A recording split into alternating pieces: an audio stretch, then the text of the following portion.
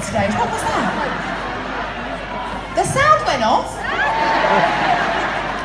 The PA fucking cut off. Oh, fucking hell. Well, I didn't cut off for my ears, I could hear myself. So you guys had a private concert down the front. Tell them I weren't miming, they might think I was miming. I weren't miming.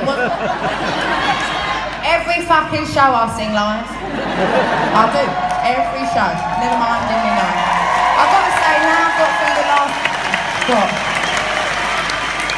Eh? Well, thanks for cheering and not booing when that happened. You've got my back. Well, thanks so much. I'm going to tell you something. Now I've finished all my shows in Birmingham, right? So when I got here, I can eat. Oh, happy birthday. Just tell me a story. One second, I'll tell you. On my way down on Tuesday, my chest was tight, right? I was like, shit, fuck. I'm not allowed to sing when I'm ill, right? And then my chest was tight, but I thought, it's all right, nothing's hurting, so I'll wheeze my way through it. So I had some steroids, right, to take the all the inflammation, whatever, down. And I was so frightened that I wasn't going to be able to do tonight's show, and I did. And I woke up and I felt fine. I'm so relieved.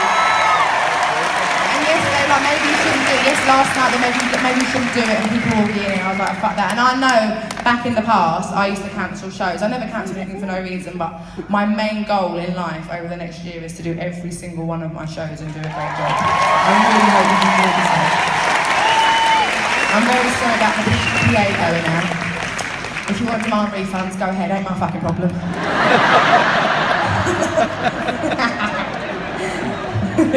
So this next one,